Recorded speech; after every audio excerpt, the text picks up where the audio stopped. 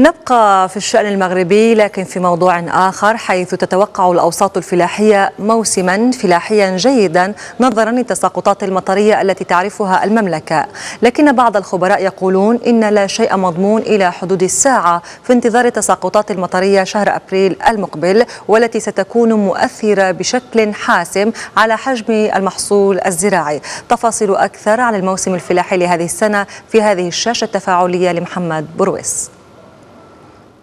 حياكم الله. خلفت التساقطات المطرية المسجلة خلال الأسابيع الأخيرة ارتياحا وتفاؤلا لدى الفلاحين بخصوص محصول هذا الموسم، وأثرت التساقطات المطرية المتتالية بشكل إيجابي على حقينة السدود المغربية، حيث بلغ منسوب مياه السدود الرئيسية في المملكة بمختلف استعمالاتها 13 مليار و760 مليون متر مكعب حتى يوم الأربعاء الماضي، وقد سجلت بذلك هذه السدود نسبة ملء تفوق 87% مقابل نسبة ملء لم تتعدى 69% خلال الفترة نفسها من السنة الماضية.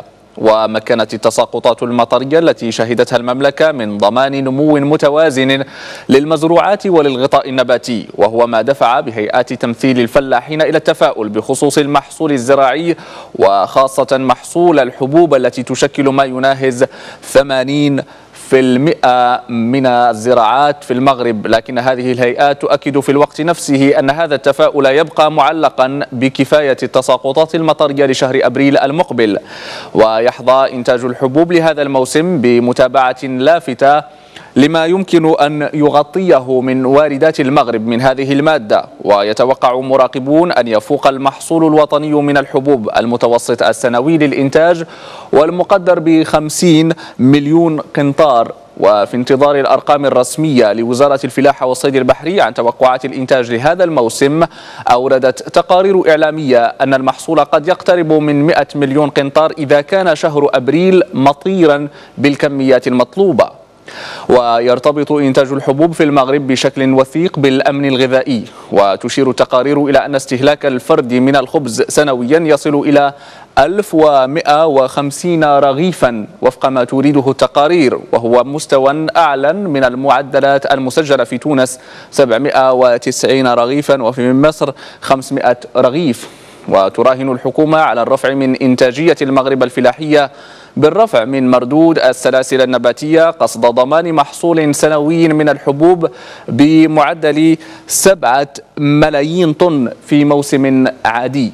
كما تقول الحكومة إنها عززت نظام التحفيزات للاستثمار في القطاع الفلاحي من خلال تمويل مشاريع السقي الموضعي بما يفوق 80% وصولا إلى تغطية 100% من تكلفة اقتناء التجهيزات، وتمويل تجهيز الضيعات الفلاحية بما بين 20 و60%.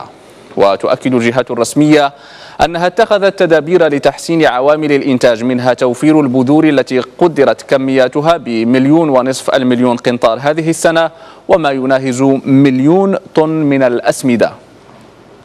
وتشير الإحصائيات الرسمية إلى أن الإنتاج الفلاحي في المغرب بشكل عام تحسن منذ دخول المخطط الأخضر حيز التنفيذ، حيث سجلت المحاصيل ارتفاعا يناهز 40% ما بين العامين 2008 و2011.